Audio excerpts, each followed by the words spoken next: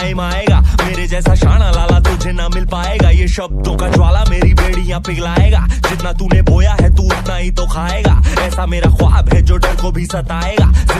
आओ जी, अब हम आ गए टॉपिक नंबर 4 पे। किस पे आ गए बेटा? टॉपिक नंबर 4 पे। बहुत इजी है, बहुत लॉजिकल है और बहुत मजेदार टॉपिक है। ये क्या है? Revaluation account. कौन सा अकाउंट है ये? Revaluation account.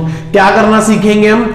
ऐसा होता है जब चेंज इन पीएसआर होती है, एडमिशन होती है, रिटायरमेंट होती है, डेथ होता है, अमेलगमेशन होती है, तो फर्म क्या करती है? फर्म अपनी सारी एसेट्स और लायबिलिटीज को रिवैल्यू करती है। आज की करंट मार्केट पोजीशन से रिवैल्यू करती है अपनी सारी एसेट्स और लायबिलिटीज को अपनी आज की करंट मार्केट वैल्यू पे, आज की करंट मार्केट पोजीशन से क्या करती है बेटा? रिवैल्यू करती है। क्या आपको मेरी इतनी बात समझ में आ रही है सभी को अच्छे से? पक्का? क्लियर है? सोच लो एक बार फिर से। ठीक है जी। अब मेरी बात दोबारा ध्यान से सुने बेटा, आप सभी लोग मेरी बात दोबारा ध्यान से सुने। मैं फिर से एक बार बोल रहा हूं, मैं ये कह रहा हूं बेटा, ध्यान से सुनना। मैं कह रहा हूं कि आपके दादाजी ने घर खरीदा था आज से कई साल पहले, पर हम उस घर को आज यदि सेल करें तो किस वैल्यू पे करेंगे? उस जिस पे दादाजी ने लिया था, या उस पे जिस पे आज हम मार्केट वैल्यू स्टैंड करती है, जिसपे मार्केट वैल्यू स्टैंड करती है। इवन दो भाइयों का बंटवारा होता है। मान लो मैंने और मेरे ब्रदर ने मिलकर एक प्रॉपर्टी ली थी कई साल पहले 10 लाख रुपए की। तो आज हमारे बीच में डिस्प्यूट हुए। मैंने कहा भाई 5 लाख ले और जा। कह रहा 5 लाख तू ले और जा, मैं क्यों जाऊं? मैं कहा भाई तूने 5 लाख लगाए थे, तू लेके जा। कह रहा ऐसे थोड़ी ना जाऊंगा। मैं कहा फिर कैसे जाएगा? कह रहा आज की मार्केट वैल्यू क्या है? मैं कहा आज की मार्केट वैल्यू छोड़ना, तेरे को उससे क्या लेना देना। कह रहा ये क्या बात हुई भाई, बेवकूफ हूं क्या? साइंस पढ़ी है पर इतना बेवकूफ भी नहीं हूं। क्यों भाई? मैं कह रहा पूछ आज मार्केट वैल्यू क्या है? मैं कहा चल डीलर के पास। हम प्रॉपर्टी डीलर के पास गए, उसने कहा सर आज की मार्केट वैल्यू 1 करोड़ है। मैं कहा ले भाई 50 तेरे 50 मेरे। कह रहा हाँ मैं आधी प्रॉपर्टी अपनी छोड़ दूंगा यदि 50 लाख देगा तो। मैं कहा यार ये तो बड़ा सियाना है तू। कह रहा तू सियाना नहीं है। मैं कहा बात तो सही है। इसका मतलब क्या है? क्या लगता है आपको क्या होना चाहिए? आप जब भी change in PSR, admission, retirement, death, amalgamation, जब भी ऐसी चीजें होंगी तो फर्म की सारी एसेट्स और लायबिलिटीज को रिवैल्यू किया जाएगा। फर्म की सारी एसेट्स और लायबिलिटीज को रिवैल्यू किया जाएगा और उसका जो भी हिसाब किताब निकल के आएगा उसको ट्रीट करेंगे। आओ जी समझते हैं क्या कहता है ये रिवैल्यूएशन अकाउंट। कैसा अकाउंट है? लिखा है it is a nominal account. कैसा है बेटा? ये एक नॉमिनल अकाउंट इन नेचर है। क्या है ये? एक नॉमिनल अकाउंट इन नेचर। मैं आपको ये टॉपिक पूरे का पूरा समझा देता हूं। मैं आपको पूरे का पूरा टॉपिक समझा देता हूं। चेंज इन पीएसआर में, एडमिशन में, रिटायरमेंट में, डेथ में, सब में एक जैसा ही होना है। सब में एक जैसा ही होना है, कुछ अलग नहीं होना। इन सभी में एक जैसी ट्रीटमेंट होनी है, कुछ अलग ट्रीटमेंट नहीं होनी। क्लियर है? ठीक है जी। तो कह रहा है it is a nominal account in nature. कैसा अकाउंट है? नॉमिनल अकाउंट इन नेचर है। Debit all expenses and losses, credit all income gain profit, IGP, income gain profit. Debit all expenses and losses, credit all income gain and profits. Debit all expenses and losses. हाँ sir बिल्कुल debit करेंगे expense और losses को। कैसे करेंगे? ध्यान से समझना। सर जी किस किस बात से हमें नुकसान होने वाला है? एसेट के गिरने से, लायबिलिटी के बढ़ जाने से और अनरिकॉर्डेड लायबिलिटी के मिलने से। इन तीनों कंडीशंस में मेरा लॉस है। एसेट की वैल्यू कम होगी तो लॉस, लायबिलिटी की वैल्यू बढ़ जाएगी तो लॉस, अनरिकॉर्डेड लायबिलिटी मिलेगी तो भी loss. On the another hand credit all income gain profit. कब इनकम गेन प्रॉफिट होगा? सर एसेट के बढ़ने की सिचुएशन में मेरा प्रॉफिट, लायबिलिटी के कम हो जाने की सिचुएशन में मेरा प्रॉफिट, और अनरिकॉर्डेड एसेट्स के पा जाने पे, मिल जाने पे मेरा profit. Got it?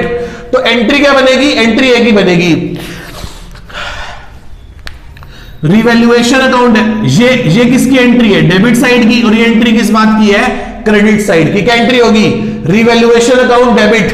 Revaluation debit होगा तो क्या होगा? लॉस होगा। एसेट की वैल्यू क्रेडिट करोगे तो कम होगी, लायबिलिटी को क्रेडिट करोगे तो बढ़ेगी, अनरिकॉर्डेड लायबिलिटी को क्रेडिट करोगे तो बढ़ेगी। On the another hand revaluation को क्रेडिट कब करोगे? जब प्रॉफिट होगा तो रिवैल्यूएशन अकाउंट क्या होगा? क्रेडिट। एसेट को डेबिट करने से फायदा है, लायबिलिटी को कम करने से भी फायदा है। लायबिलिटी को कम कर रहे हो, लायबिलिटी को डेबिट करके क्या कर रहे हो, कम कर रहे हो, और अनरिकॉर्डेड एसेट फाइंड हो रही है, तो आपका फायदा है, आपकी एसेट्स बढ़ रही है। क्लियर है? कोई डाउट यहां तक बेटा? पक्का? ये इसका लेजर है। ये क्या है मेरा बेटा? इसका लेजर। आप देख लो, डेबिट में क्या आएगा, एक्सपेंस और लॉस। क्रेडिट में क्या आएगा, इनकम गेन प्रॉफिट। क्रेडिट में क्या आएगा बेटा, इनकम गेन प्रॉफिट। असेट बढ़ेगी तो क्रेडिट, लायबिलिटी कम होगी तो क्रेडिट, अनरिकॉर्डेड असेट मिलेगी तो क्रेडिट। डेबिट कब होगा, असेट का गिर जाना नुकसान होगा, डेबिट। लायबिलिटी का बढ़ जाना नुकसान होगा, डेबिट। किसी अनरिकॉर्डेड लायबिलिटी का मिलना नुकसान हो जाना, डेबिट। जो भी प्रॉफिट एंड लॉस आएगा, जो भी क्या आएगा, प्रॉफिट एंड लॉस, यदि क्रेडिट साइड बढ़ी हुई, ये कब होगा, प्रॉफिट कब होगा, जब क्रेडिट साइड ग्रेटर होगी डेबिट साइड से। और ये कब होगा, जब से डेबिट साइड ग्रेटर देन होगी किससे, क्रेडिट साइड से। यहां प्रॉफिट लॉस, लॉस प्रॉफिट। अब आगे समझते हैं। इतनी बात समझ आ गई सभी को? मेरे सभी बच्चों को इतनी बात समझ आ गई? आप पॉज करके मुझे नोट कर सकते हैं। मैं फिर से एक बार बोल रहा हूं, ध्यान से सुने। रिवैल्यूएशन अकाउंट एक नॉमिनल अकाउंट है। It is prepare at the time of, it is prepare at the time of reconstitution of firm. It is prepare at the time of dissolution of partnership. It is prepared at the time of change in PSR, admission, retirement, death and amalgamation.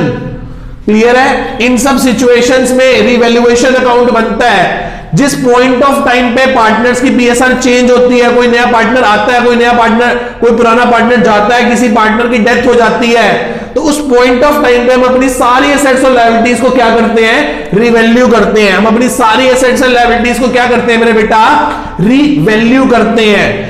और revalue करने पे हमें फायदा और नुकसान दोनों हो सकते हैं। किस बात पे फायदा है, असेट के बढ़ जाने पे, लायबिलिटी के घट जाने पे और अनरिकॉर्डेड असेट के मिलने पे। नुकसान किस बात पे है, नुकसान है असेट के गिर जाने पे, लायबिलिटी के बढ़ जाने पे और अनरिकॉर्डेड लायबिलिटी के मिलने पे। ये एक नॉमिनल अकाउंट है। डेबिट में एक्सपेंस लॉस आएंगे, क्रेडिट में इनकम गेन प्रॉफिट आएगा। एंट्री क्या बनेगी नुकसान के केस में, लॉस के केस में हमेशा रिवैल्यूएशन डेबिट होगा। लॉस कैसे कैसे हो सकता है, असेट के कम हो जाने से, लायबिलिटी के बढ़ जाने से और अनरिकॉर्डेड लायबिलिटी के मिल जाने से। प्रॉफिट की सिचुएशन में रिवैल्यूएशन अकाउंट हमेशा क्रेडिट होगा। हमेशा क्या होगा, क्रेडिट। कब होगा, जब असेट बढ़ेगी तो फायदा, लायबिलिटी कम होगी तो फायदा, अनरिकॉर्डेड असेट मिलेगी तो फायदा। तीनों सिचुएशंस में अकाउंट डेबिट होगा। कौन, asset debit to revaluation, liability debit to revaluation, unrecorded asset debit to revaluation. Clear है सारे का सारा आप सभी बच्चों को मेरे? पक्का? अच्छे से सोच लो।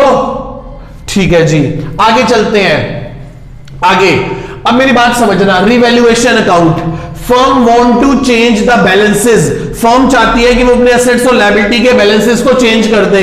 फर्म चाहती है वो अपने एसेट्स और लायबिलिटीज के बैलेंसेस को चेंज कर दे। सुनो, so we prepare revaluation account. हम क्या प्रिपेयर करेंगे बेटा, रिवैल्यूएशन अकाउंट प्रिपेयर करेंगे। क्या प्रिपेयर करेंगे मेरे बेटा, रिवैल्यूएशन अकाउंट प्रिपेयर करेंगे। And transfer the profit and loss, जो भी प्रॉफिट एंड लॉस होगा किस में बांट देंगे, among the old partners in their old PSR.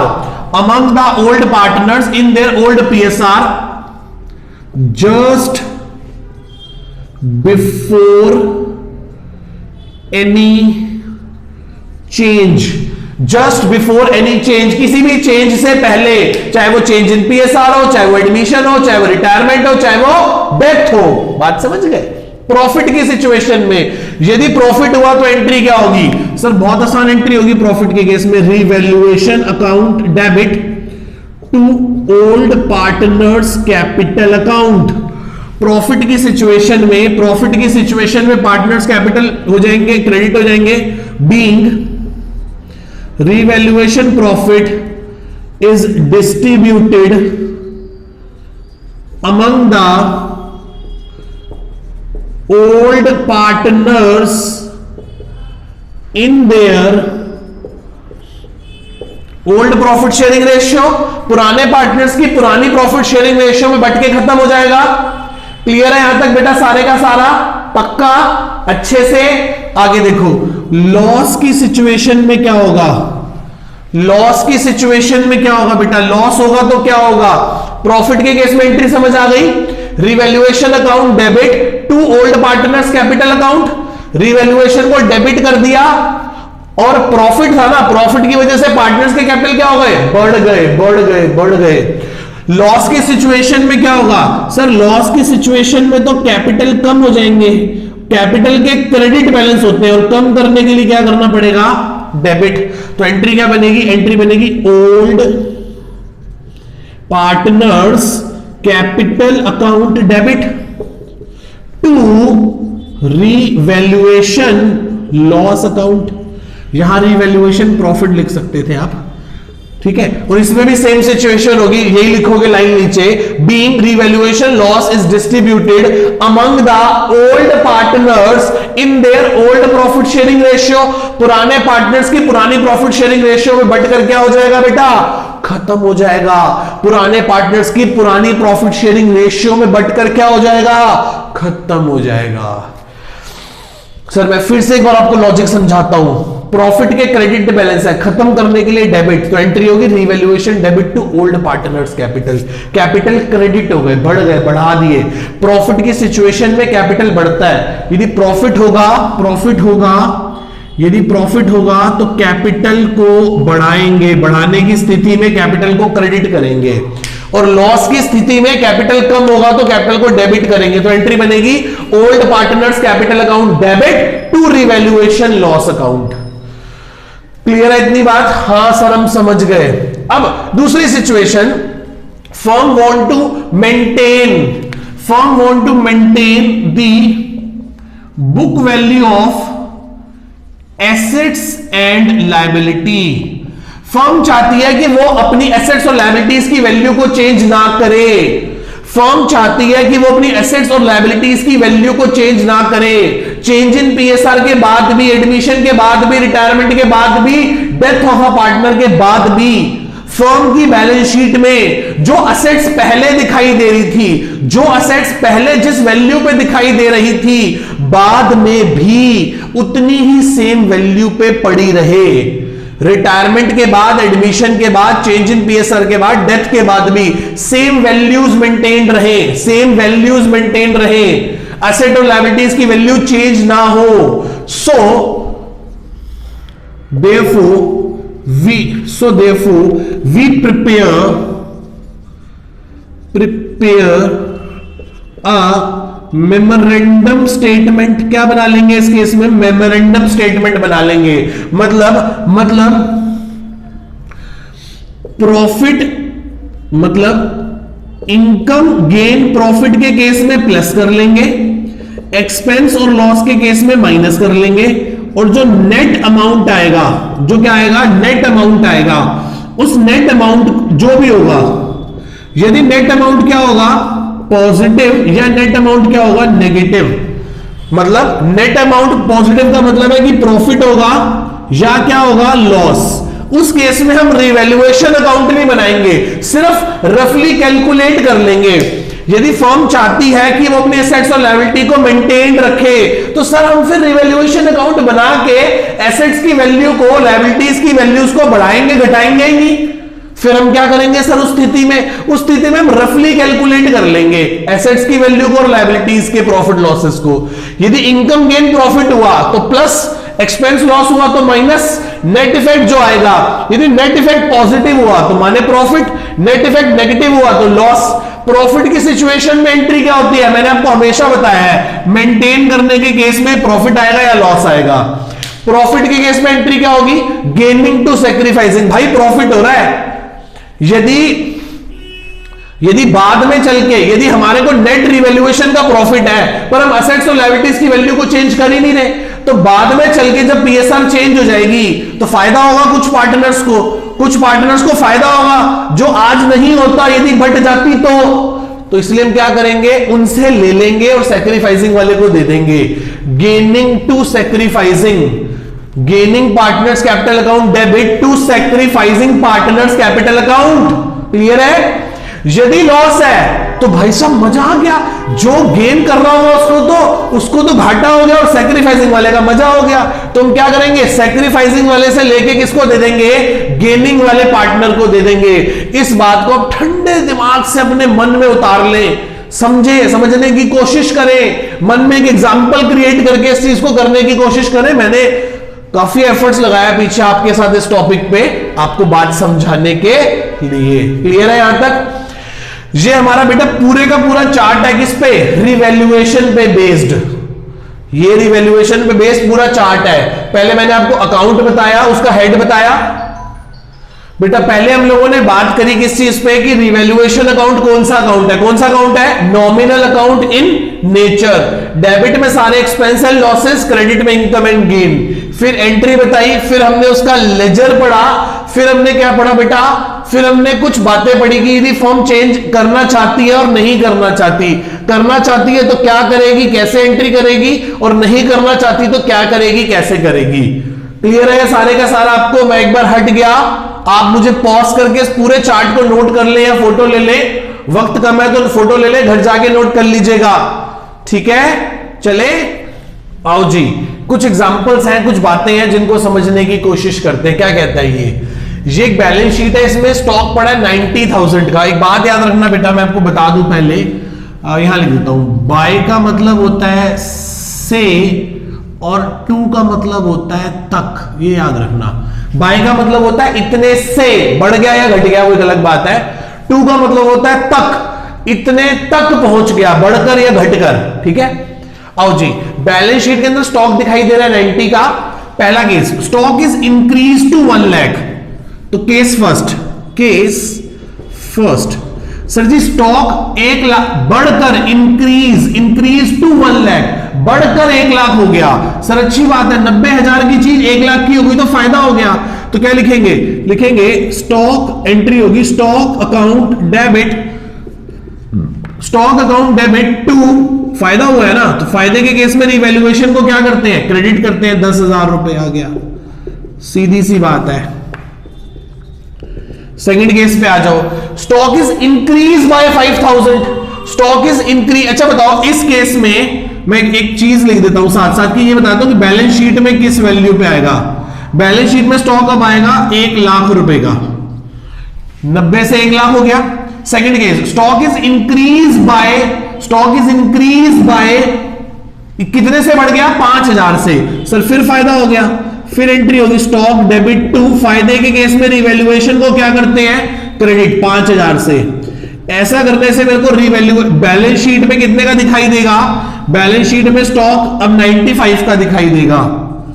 Third case, stock is valued at 110, stock की वैल्यू कितनी हो गई बेटा, चलो इसे 110 की बजाय क्या कर देते हैं, 86 कर देते हैं। कितने की कर देते हैं, stock is valued at 86,000। Sir 90 की चीज 86 की हो गई, valued at, stock is valued at 86,000, तो 4,000 का नुकसान हो गया। लॉस के केस में रिवैल्यूएशन को डेबिट करते हैं और स्टॉक की वैल्यू कम करनी है तो क्रेडिट कर देंगे। कितने का नुकसान है, 4,000 रुपए का नुकसान है। ऐसा करने से बैलेंस शीट में स्टॉक अब 86 का दिखाई देगा। आओ जी फोर्थ केस पे आ जाओ।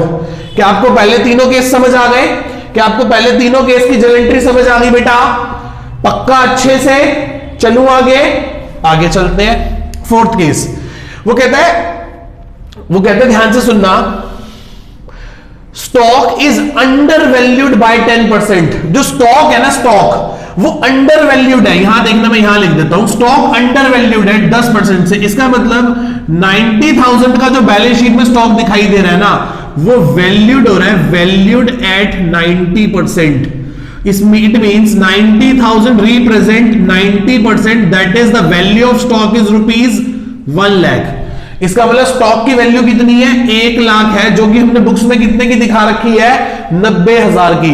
वो कहता है स्टॉक किताबों में 10% कम है, इसका मतलब 10% कम होने का मतलब 90% है। 90,000 represents 90%, so therefore the value of whole stock is 1 lakh.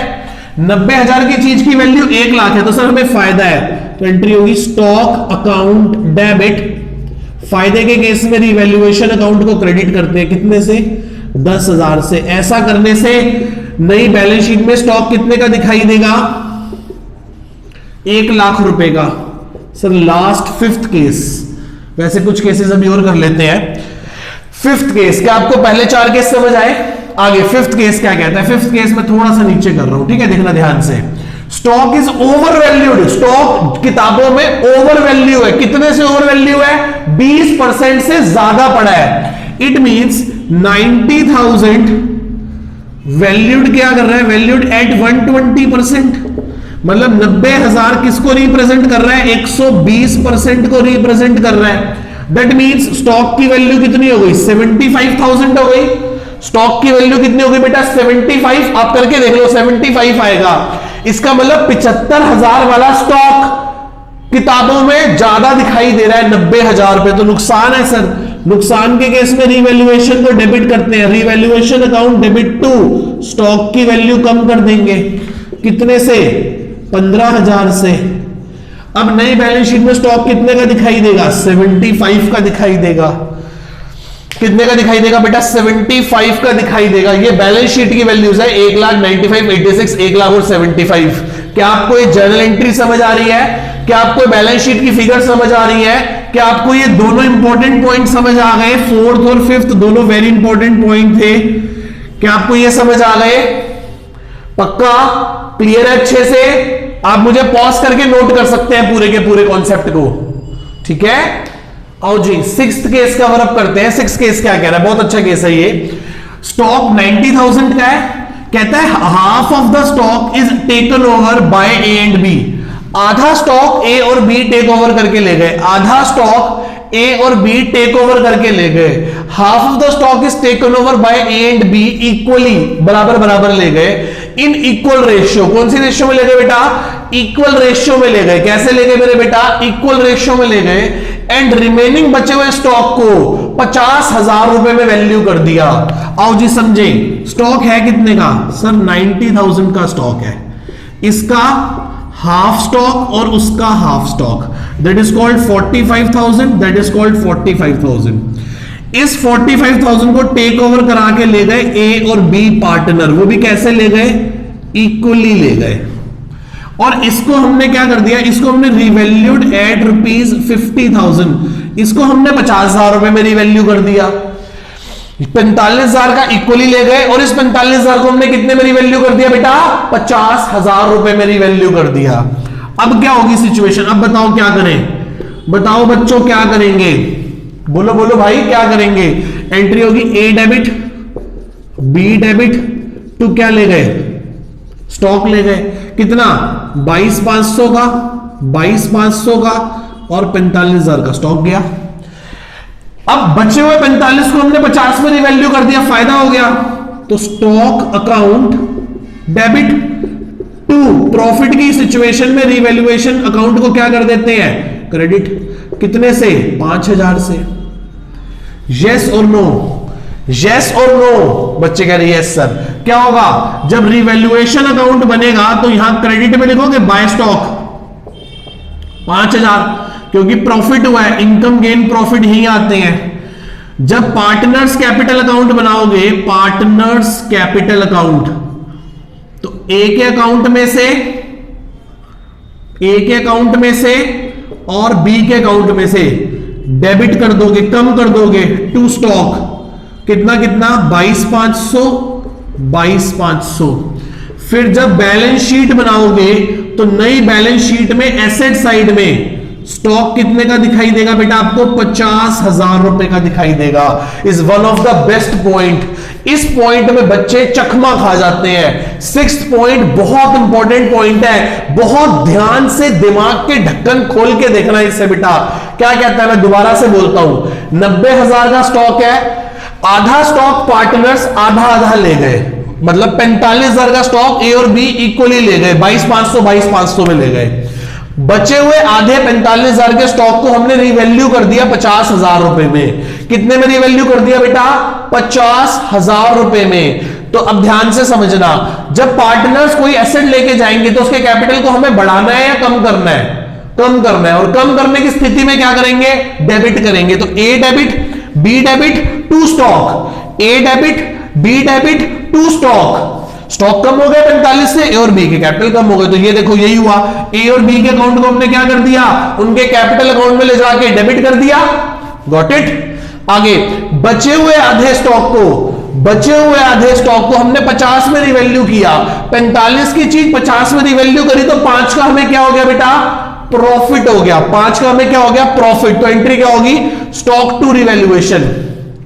ऐसे करने की स्थिति में 5000 का हमें फायदा हुआ जो कि रिवैल्यूएशन में ले गए हम। पार्टनर्स कैपिटल में ए और बी में से 22,500 हमने माइनस कर दिए डेबिट करके, और नई बैलेंस शीट में स्टॉक आपको कितने का दिखाई देगा, 50,000 रुपए का दिखाई देगा। कितने का दिखाई देगा बेटा, 50,000 रुपए का दिखाई देगा। क्लियर है इतनी बात। आगे चले, बच्चे कह रहे चलो मैं एक छोटी सी बात और बता दूं। सेवंथ केस में मैं इसको सिर्फ एक छोटी सी बात कर रहा हूं, इसको 40,000 कर रहा हूं और इसे इक्वल रेशियो की बजाय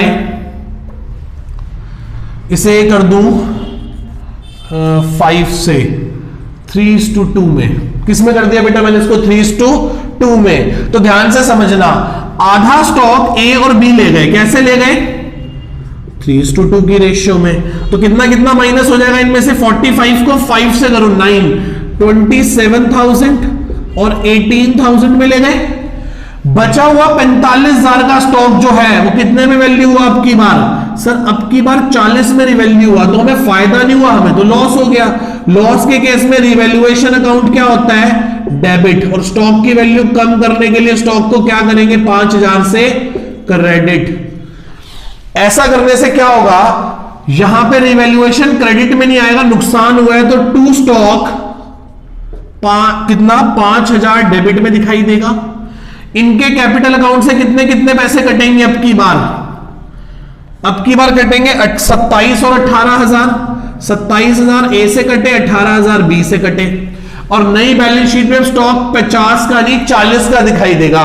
50 का नहीं 40 का दिखाई देगा। आई थिंक आपको ये बात अब और अच्छे से क्लियर हुई होगी। क्लियर है यहां तक सारे का सारा। 7th केस भी क्लियर है आपको मेरे बेटा को।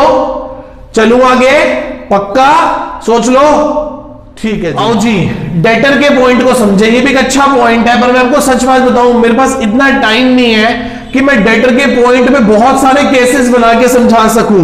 मैं आपको बताता हूं एक बात, आपने यदि एडमिशन वाले चैप्टर की आपके पास वीडियोस है तो वहां पे आप रिवैल्यूएशन में जाके जरूर एक बार डेटर वाले मैंने 5-6 केस करवाए थे, वहां जाके आप प्लीज वो एक बार देख ले, क्योंकि मेरे पास इतना टाइम सच में नहीं है कि मैं इस पे डेटर्स पे 7-8 केस लगा के कराऊं। तो मैं वही करा रहा हूं जिसकी मुझे एक्सपेक्टेड है कि ऐसा पॉइंट आ सकता है। ठीक है, आओ जी, कौन सा अकाउंट बनाया, रिवैल्यूएशन अकाउंट बनाया, और क्या बना ली हमने साथ में, बैलेंस शीट। क्या कहता है, 1,04,000 के डेटर है, अच्छी बात है। पुराना प्रोविजन पड़ा है 4,000 रुपए का, ठीक है।